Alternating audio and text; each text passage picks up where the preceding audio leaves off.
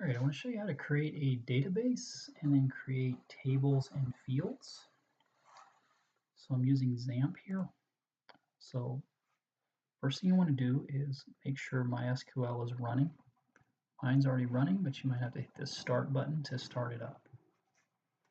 After that, we're going to use the built-in admin tool, although you can use others. They're all kind of similar. To use this admin tool in XAMPP, just make sure you click the one that's beside MySQL. So I'm going to click that, and it should open up in a browser. So real quickly, here are the existing databases in the PHP. You don't really want to mess with these databases because some of them are system databases that are needed to make the MySQL run. So you can use this test database. So if you were just creating a couple tables to mess around, you can create those inside this test database over here. But I want to show you how to create a brand new database and create tables in that. So creating the database is very simple. There's different ways to do it, but one way to do it is just hit this new button over here. As far as creating a database, all you have to do is provide a name and hit create. So I'm going to call this inventory or something like that. When you're naming your database, do not put any spaces in the name. And you really want to avoid special characters and numbers as well. So you can have spaces and, you can have letters and underscores, but don't put any spaces in there. So I've got a name here, let's hit create. Once you've created it, you should see it in the list over here. There's our database. If it doesn't show up, hit this refresh. That's all there is to creating a table. A database. So now let's create a table and some fields inside of it. Creating a table is very simple. Give it a name here, and then we'll have to do one other thing. So this interface is a little strange, but they want you to choose how many fields are in it right from the beginning. They call them columns. Columns are synonymous with fields. So this is basically going to create a table with 4 fields in it. Often you don't know for sure until you're in there creating the fields that you might need more. So let's start with 3, and I'll show you how to add additional fields once we are in there designing our table. So I'm going to give it a name. So I'm going to have a table that has information about computers in it. So I'm going to create the table name as computers. Same rules apply here. Do not put spaces in your table names. And typically you avoid numbers as well. So you can have underscores or letters, no special characters. Give it a name and hit this go button. So we've created the database, we've created a table. Now we need to create the fields that are in that table. So the way to do that, first thing we need to do is specify a field name for each field in this table. So I'm going to have a serial number field, and I'm going to keep my field name short just for the purposes of this video. So the serial number for the computer, maybe the brand name, or the manufacturer, whatever you want to call that field. Maybe price of the computer. So naming your fields, very similar to naming your database and your tables, no spaces. Do not put brand space name there. Make sure it's all together. You can use underscores there if you want, but do not put spaces in your field names either. You can put numbers in there, but not any other special characters. So let's say we wanted a couple more fields in here. So with this interface here, we can add more fields from up here. Notice it says add one more column. So let's add a couple more, what they call columns, or a couple more fields here. So I'm going to put 2 up there and hit go. So that's how you add additional fields as you're creating your table. Let's put a couple more fields in here. Let's put RAM amount. And I don't know, hard drive space or something.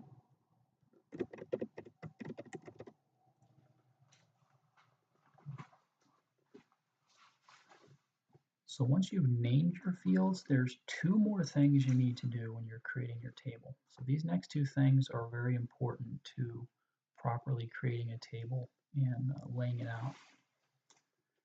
We need to choose the data type for the data that's going to go into each one of these fields, and we need to choose the size of the field. And I'll talk about what each one of those are.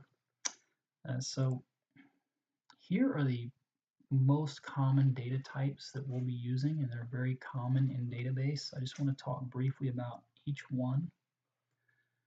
If the field has numbers in it, you want to make it an int. That's going to be the data type for whole numbers. So things like somebody's age or how many years somebody's worked there, you could make that field an int as the data type.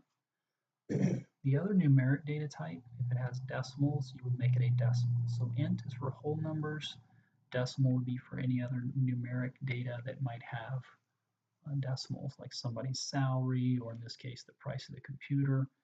That would be the data type for that particular field. Date holds both dates and times. I think if you make it a date, it'll have a full date and time that you can store in there. So that's another data type that you would choose. And this bar chart pretty much covers everything else. It's a character field that would hold letters, numbers, spaces. So you could hold people's names, or you could hold an address that had numbers and letters in it. So anything that's not a whole number or a decimal number or a date, you can pretty much make it a varchar, and that's a very flexible field that holds pretty much anything. So those are the four data types. So let's go back here and decide. So this is kind of where the design comes in. You've got to decide, as the creator of this database, what type of data is going to go into these fields and what data type to choose. You don't want to go with these defaults here. So for serial number, we could probably make that an int. But if the serial number had dashes in it, you'd want to make that a varchar, because it has dashes. That's not a numeric character, so an int field would not hold that. So I'm just going to make, for the sake of argument, I'm going to say our serial numbers are just all numeric, so I'm going to leave that as an integer field. But if it was something like a social security number or phone number with dashes in it, you might want to make that a char field so you can put those dashes in there. Brand name would be spelled out, so that would be a varchar. Right, it's going to have letters. Price, like we talked about before, that could be probably a decimal as the data type. So if we left it as int, then we couldn't hold the cents, so make that a decimal. So for the RAM amount, depends on how you're going to store that data, right? So that's what you have to think about as you're choosing your data types. Do we just want to type in 16 for the RAM, or do we want to type in 16 GB for gigabytes? If we want to do the GB, then we want to make that a varchar so that it holds both the 16 and other stuff. So it all depends on how your data, what's going in there, and how you're going to store your data as to what data type you want to choose. I guess same goes for the hard drive here. So we've given each field a name. We've chosen the data type for each field, again, based on this list of common data types. We need to choose the length of the fields for all these, except for the integer. You don't really need to choose a length for an integer unless it's going to be a very large int, in which case you could probably choose this different type. So the integers, we don't have to put a length in here. We can go with the default. But for the rest of these, we really need to specify a length. And what that means is how much data can be stored in this field. So for a brand name, for example, the manufacturer name of a computer is probably 15 characters long, maybe 20 if we want to be really safe. So that's what you got to do when you're deciding the lengths of your fields, is to decide how big does that field need to be. If it's a 2-digit state in an address, then that's the only length you need is 2, right? There's no need to make that 50 characters wide. So you got to kind of use your best estimate and maybe go a little big if you just so your data doesn't get chopped off. So I think 20 is probably enough. If you don't think that's quite enough, you could go 25, but something reasonable. You shouldn't have a 200 character field for a brand name, but 20, 15, probably reasonable. RAM amount, we could probably argue that 4 characters is enough, right? You're probably not going to have 100 gigabytes of RAM, but one day you might. So if so, you might want to make this 5 characters so you can have 100 GB stored in that field. That's up to you. Again, there's nothing wrong with going 1 or 2 characters larger, but you shouldn't have like a 600 character field here.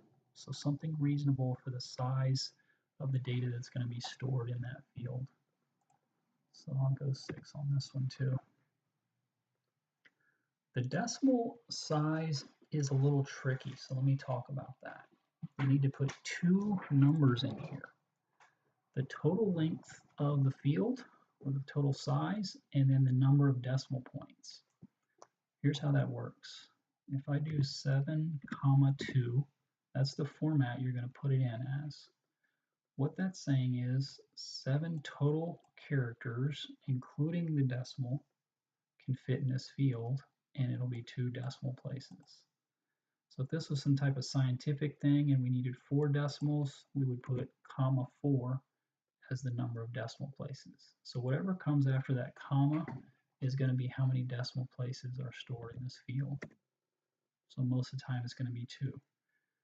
And this doesn't mean there's 7 characters to the left of the decimal. It means 7 total characters including the decimal.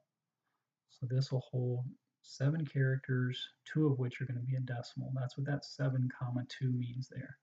Again, if you're not sure, you could go 8, but the price of a computer is probably not going to be more than a few thousand. So probably 6 is enough. But you can, again, use your best judgment on that. That's really it.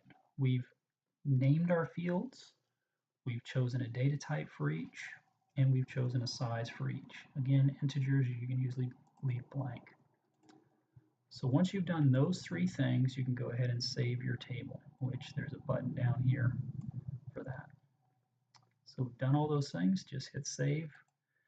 So we've created a database, we've created a table, and we've created several fields with some specific information about each field, the data type, the length. One more thing that you usually need to do when you're creating any table is specify a primary key. So I want to show you how to do that. We haven't done that yet, so none of these fields are the primary key, so we need to go ahead and do that. With this interface, the easiest way to do that is to click the checkbox by the field you want to make a primary key.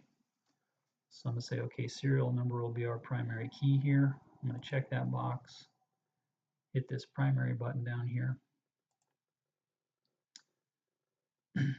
This interface is a little strange because notice it's got these over here, but now notice that one field does have a little key by it. So now if somebody were to look at this database, they could see the field names, the data types, the sizes, and which field is a primary key.